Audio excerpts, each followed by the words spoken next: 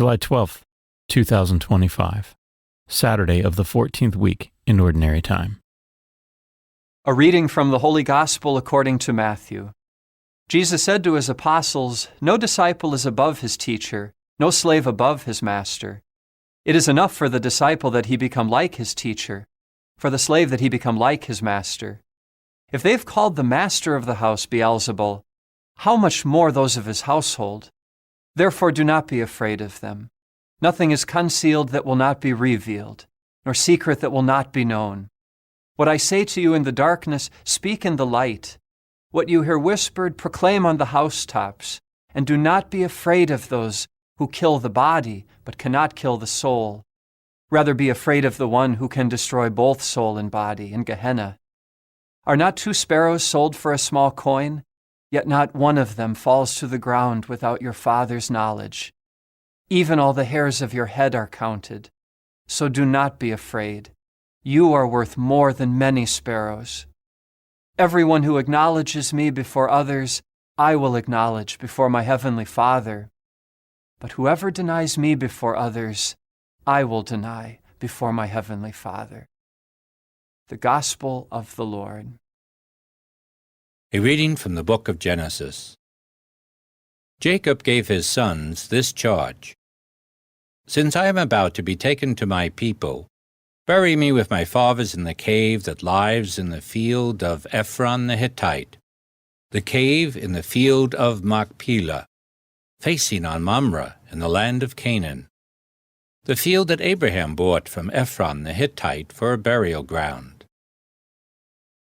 There Abraham and his wife Sarah are buried, and so are Isaac and his wife Rebekah, and there too I buried Leah. The field and the cave in it that had been purchased from the Hittites."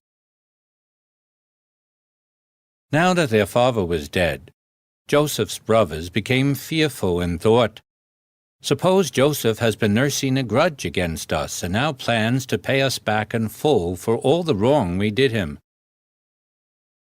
So they approached Joseph and said, "Before your father died, he gave us these instructions.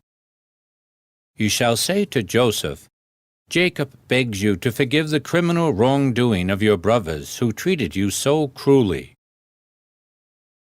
Please, therefore, forgive the crime that we, the servants of your father's God, committed.'" When they spoke these words to him, Joseph broke into tears. Then his brothers proceeded to fling themselves down before him and said, "Let us be your slaves." Joseph replied to them, "Have no fear. Can I take the place of God? Even though you meant harm to me, God meant it for good, to achieve his present end, the survival of many people. Therefore have no fear. I will provide for you and for your children." By thus speaking kindly to them, he reassured them. Joseph remained in Egypt together with his father's family. He lived 110 years. He saw Ephraim's children to the 3rd generation, and the children of Manasseh's son, Machir, were also born on Joseph's knees. Joseph said to his brothers, "I am about to die. God will surely take care of you and lead you out of this land to the land that he promised on oath to Abraham, Isaac, and Jacob." Then, putting the sons of Israel under oath, he continued, "When God thus takes care of you, you must bring my bones up with you from this place."